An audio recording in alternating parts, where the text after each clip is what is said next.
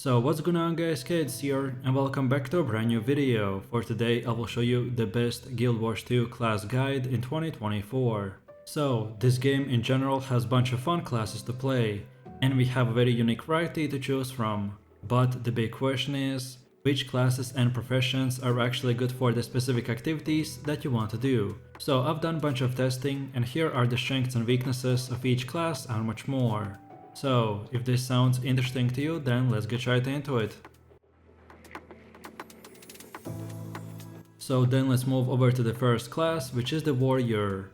This class is very similar to all the Warrior classes from pretty much any MMO, and they all essentially do the same thing in every single game. So Warriors are melee fighters that are extremely violent for up close and personal. The Warrior is in the heavy armor category, and he has many different weapon options, mostly melee with few ranged weapons as well. Their unique class ability or profession mechanic is their burst skill.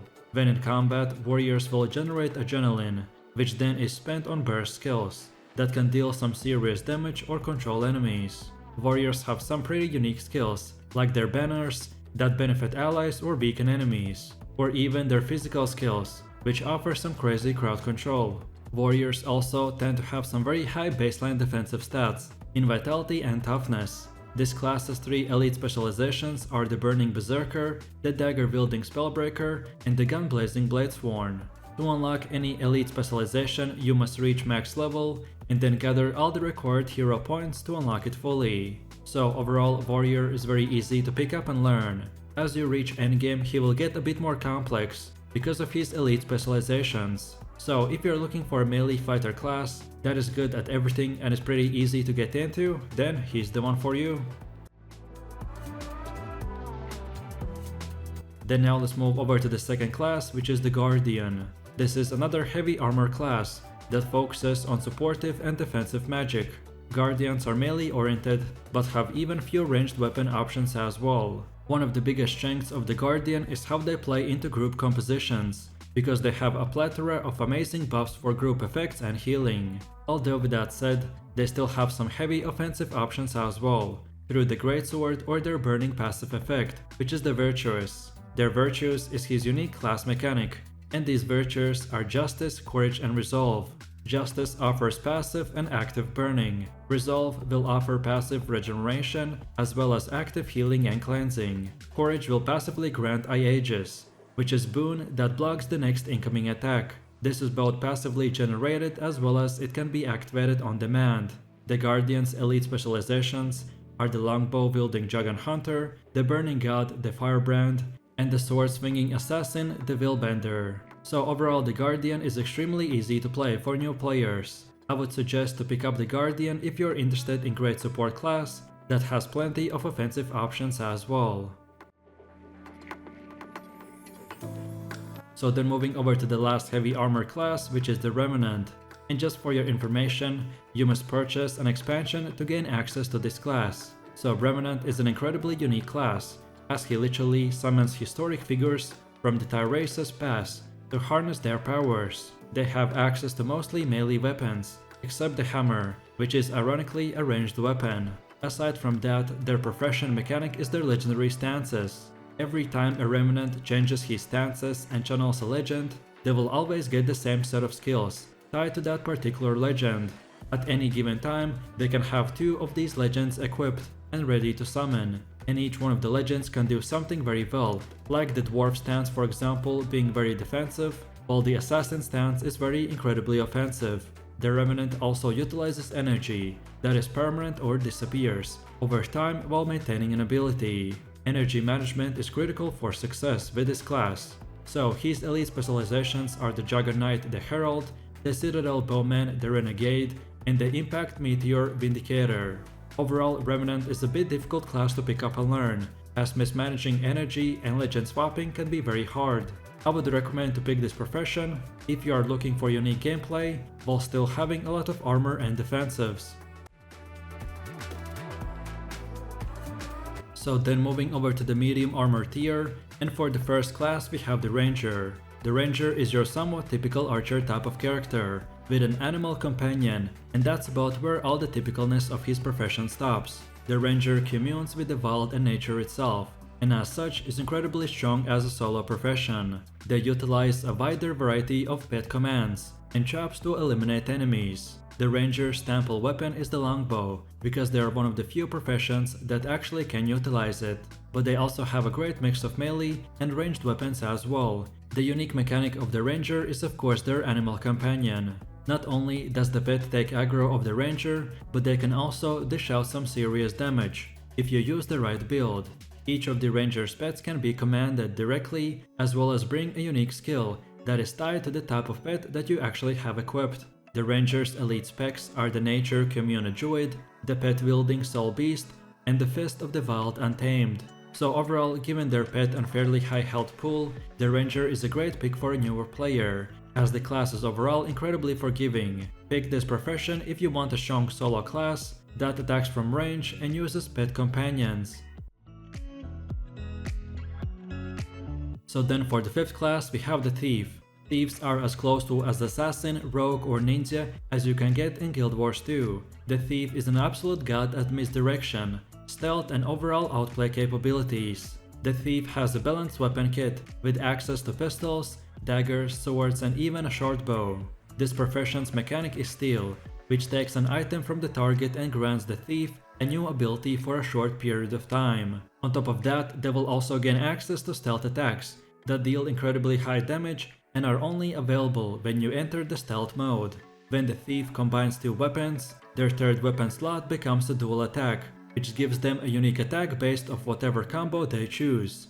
This class also has a unique resource called the Initiative, which powers all of their weapon attacks. This means that their weapon skills have no cooldown, but are limited to the amount of initiatives to attack. This of course will regenerate over time, and can be replenished by either way skills or trade line choices. The Thief's elite specializations are the Staff Smashing Daredevil, the Sniper Deadeye, or the Shadow Master Spectre. So overall the Thief is moderately difficult to pick up and play, as they have very little defensives outside of their stealth or evasion. But once understood, they're very straightforward. If you enjoy stealth and glass cannon builds, then this is the class for you. Then moving over to the last of the medium classes, which is the Engineer. This is another incredibly unique class that combines grenades, explosions, mechanical skills, and alchemic intelligence to overcome enemies. This profession has access to the least amount of weapons in a form of the rifle, pistol or the shield, but he makes up for it by having access to weapon kits, which allow them a brand new set of weapon skills that they can utilize on the fly. This class's unique mechanic is their tool belt. This belt offers 5 new skills above their base weapon bar that can change depending on the utility skill choices that they make. Engineers have all sorts of unique skills, some that will allow you to become super small and invulnerable, and others allowing you to summon turrets or even equip a flamethrower. The Engineer's elite specializations are the Gyro Spinning Scrapper, the Sun Channeling Hollowsmith, or the Mr. Robot Smashing Mechanism. Overall, because of the amount of skill choices, combined with the weapon kits and knowing when to use them, this profession could be pretty difficult to understand and play. It will start making sense after a while, but if you want to start out with this class, then it's going to be pretty overwhelming for a newer player. And then moving over to the light armor category, and the first class that is in here is the necromancer. The necromancer is fantastic at overwhelming enemies with conditions. Actually, the minions are incredibly cool as they attack and deal damage, but also they have their unique skills that they can use after they've been summoned. Necromancers have a variety of weapons to choose from, which can fit a number of different build choices, such as power strike damage or maybe even a condition damage skill set. This class's unique mechanic is their life force bar and the death shroud. As the necromancer is in combat and utilizing their abilities, he will generate life force as a secondary health bar, and when they need to, necromancers can activate the death shroud, which empowers the necromancer with a new set of damaging skills and abilities that can inflict fear, conditions, and some really strong strike damage. The shroud also acts as a defensive tool, because if you're taking damage while in the shroud, then it will deplete the life force health pool and not your main health bar. The necromancer's elite specializations are the Greatsword Slicing Reaper, the Sandvrat Scourge, and the Dark Alchemist the Harbinger. So overall, I highly recommend the necromancer to a newer player, as it's incredibly forgiving for mistakes, while also being very powerful. Also, the help of minions to tank enemies is a massive benefit. So if you like death and destruction, and you want your own army to command, then this is the class for you. Then for one of the last classes we have the mesmerer. Mesmer's weapons have both melee and ranged options, that include some type of fantasism in each that can be summoned. These fantasisms and clones play into their profession mechanic, which are called the shattering skills. These skills have interestingly stronger effects, depending on the amount of clones that they shatter. This can also be realized as either direct damage, applying confusion, dazing enemies, or even granting temporarily invulnerability. Many of these skills help the mesmer to be slippery and evasive, as they typically don't do well in upfront continuous combat. The mesmer's elite specializations are the time-splitting chronomancer, shadow dancing mirage, or the dagger-throwing virtuoso. So overall, the clone management as well as lower defenses of the mesmer make it moderately difficult to pick up and play, but once you learn how to survive, you can pretty much dominate anything with this class. I recommend to try this profession if you want an incredibly unique class that has affinity for confusing enemies. And then for the last and final class we have the elementalist. The elementalist uses the forces of fire, air, earth, and water to overwhelm, crush, burn, and blast enemies. This class has access to few weapons that vary in range types, like the daggers for up close and personal, the scepter for medium range, and the staff for long range.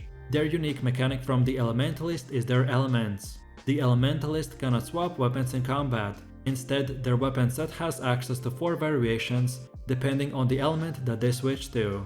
The elementalist changes attunements to suit what he needs for every fight. So fire is damage oriented, water is healing and cleansing, air is damage and crowd control, and earth is defensive and bleeding. Knowing which of the attunements to be in at any given time will be the hardest thing to learn for this class. The elementalist's elite specializations are the Warhorn Blasting Tempest, the Element Fusing Weaver, or the Hammer Bashing Catalyst. So overall, the elementalist is the toughest one to pick and play, as they have low health and they need to bounce between the 4 elements to be effective. He can be incredibly punishing, so choose the elementalist if you want an amazingly fun and complex class to master, and that's about it.